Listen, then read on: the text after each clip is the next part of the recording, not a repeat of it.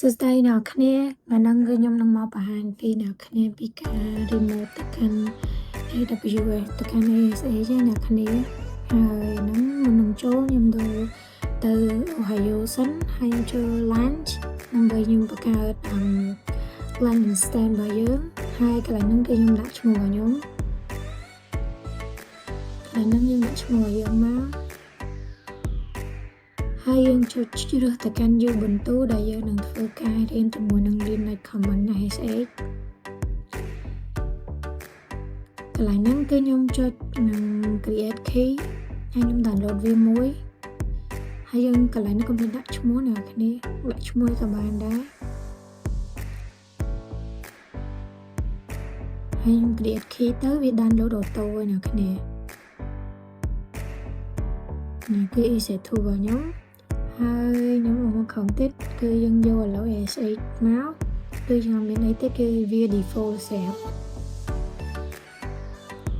គឺខ្ញុំ check មើលប៉ុណ្ណឹងហើយខ្ញុំចុច launch instant វាមកហើយយើងរងចាំវាសិនហើយកន្លែងនេះខ្ញុំចូលទៅកាន់ instant គឺម៉ាស៊ីនរបស់យើងគឺខាងក្រោមហ្នឹងគឺវាដែរយើងចុចចំកន្លែង instant ហើយកន្លែងហ្នឹងគឺខ្ញុំចូលទៅកាន់ connect ហ្នឹងហើយយើងចុចកន្លែងហ្នឹងមកយើងចូលទៅកាន់ connect មកយើងចូលកន្លែង SH ហើយយើងឃើញហើយខ្ញុំចូលទៅកាន់ git bash របស់ខ្ញុំហើយខ្ញុំ try command មកខ្ញុំ copy នេះទុកសិនហើយខ្ញុំវាយ cd download អូខេ cd download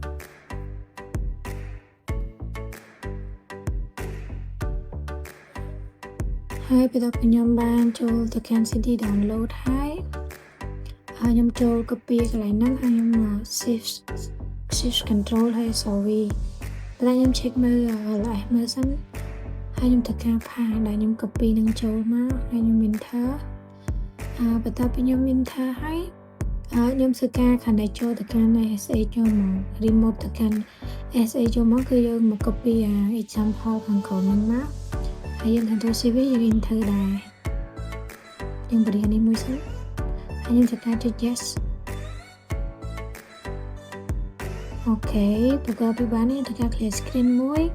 ហើយ command ដែលខ្ញុំ check មើល who am I Ubuntu ហើយយើងវាយ pwd មកដើម្បី check directory ថាយើងនៅកន្លែងណាគឺយើងនៅ home ហើយបន្តមកទៀតខ្ញុំធ្វើការ check មើល hostname ខ្ញុំចង់ដឹងថា hostname របស់ខ្ញុំគឺដូចជាមួយនឹងនឹង hostname របស់ខ្ញុំហើយបន្តមកទៀតគឺការងារដែលខ្ញុំត្រូវធ្វើគឺពេលយើងចូលបានហើយយើងត្រូវការ sudo update វាមក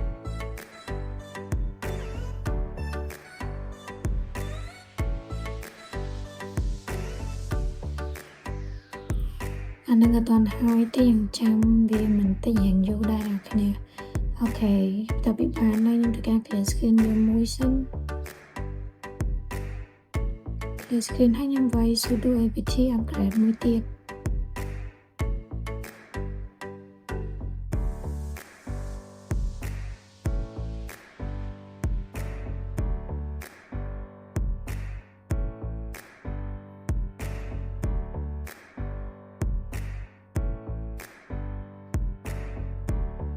ហើយនេះជាការងារដែលគ្រូដាក់ឲ្យខ្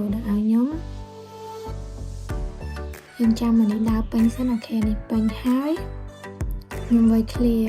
បន្ទាប់ពីខ្ញុំចូលទៅកាន់ការងារដែលគ្រូបានដាក់ឲ្យគឺយើងមានការចូល tree អីចឹងហើយខ្ញុំធ្វើការ download tree ហើយមកដើម្បីនៅពេលដែលយើងចង់ check មើល tree នៅក្នុងគឺវាមានស្រាប់យើងវាយ sudo install tree មកដាក់វាយមក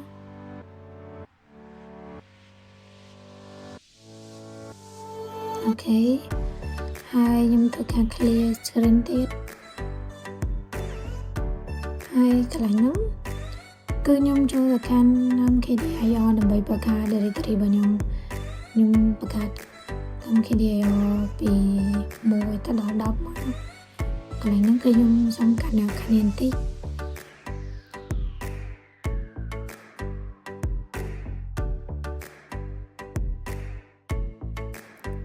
ចឹងគឺយើងដាក់10ចឹងមកយើង enter មកអូខេហើយយើងធ្វើការត្រីមើលមក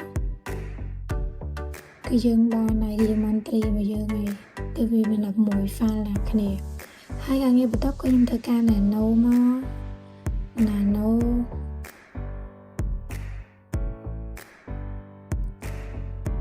nano text tt text ហើយយើងដាក់ឈ្មោះហ្នឹង tt file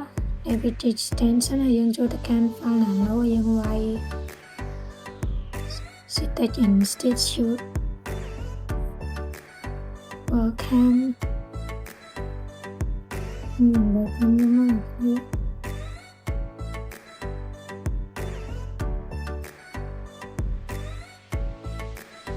name clever Linux student hi I will try my best ហើយខ្ញុំធ្វើការចុច control អក្សរ X មកគឺយើងចាញ់ហើយក៏មកបន្តទៀតខ្ញុំធ្វើការ cp text នៅគ្នាឲ្យវាយតាមខ្ញុំមកកន្លែងហ្នឹងគឺខ្ញុំកាត់ចេញដោយសារវាច្រើនពេកហើយខ្ញុំធ្វើការវាយ3មកគឺវាចាញ់ហើយជាមួយនឹងខ្ញុំចង់ដូរ text របស់ខ្ញុំពី text ធម្មតាទៅកាន់ text file copy text យ៉ាងហ្នឹងហើយខ្ញុំធ្វើការថាវាមក convert វាទៅកាន់ file ថាអ្នកគ្នាខ្ញុំ su30.tar file ចុច001អូខេគឺវាចាញ់ហើយអ្នកគ្នានេះ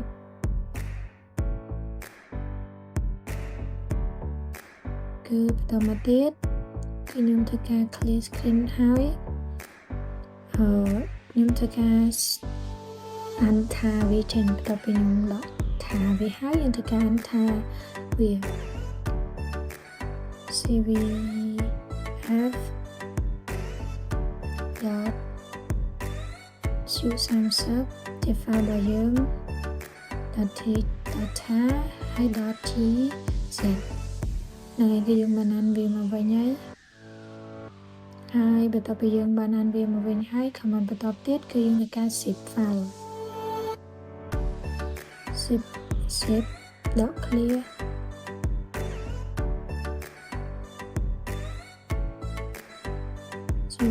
su30 .tt file zip 001ប៉ុន្តែអ្នកដឹងឲ្យវាចេញដោយសារតែខ្ញុំមិនទាន់បាន install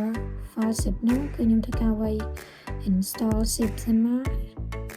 ព្រោះម៉ាស៊ីនហ្នឹងគឺម៉ាស៊ីនថ្មីអញ្ចឹងយើងនៅខាតតែយើងត្រូវ install វាsudo គឺអូខេគឺខ្ញុំភ្លេចដាក់ add មួយទៀតខ្ញុំដាក់ sudo apt install zip ហើយយើងដាក់ os ខ្ញុំ check មើលសិនយើងវាយ sudo install apt install zip កន្លែងនេះដាក់ y មិនចុច y នៅគ្នាអូខេគឺ install បានហើយយើងធ្វើការ clear screen មួយអញ្ចឹងយើងវាយ command zip file តមកយើងវាយ zip su30 ចុច zip clear 001/អូខេនឹង zip យើង zip បានហើយបន្ទាប់ពីយើង zip ហើយយើងធ្វើការ unzip វាមកវិញអញ្ចឹងយើងវាយពី unzip clear o su30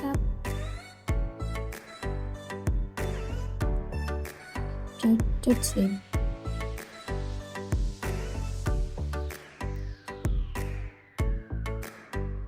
អញ្ចឹងគឺយើងបាន active su30 វាមកពី unzip មកវិញហើយយើង check មើល tree របស់យើងគឺវាមានប៉ុណ្ណឹងហើយការងារនៅក្នុងដែលយើងតេស្តនៅក្នុង Ubuntu នៅ ASA របស់យើងមានតែប៉ុណ្្នឹងទេខ្ញុំចូលទៅកាន់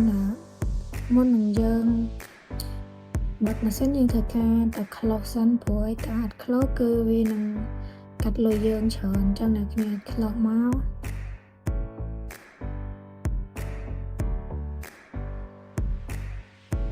action អូខេយើងចូល instant state and start វាមកហើយគឺម៉ាស៊ីនយើងគឺ stop ឯងអញ្ចឹងវាអត់កាត់លុយយើង refresh មកមួយទៀតអញ្ចឹងវីដេអូខ្ញុំមានតែប៉ុណ្្នឹងទេ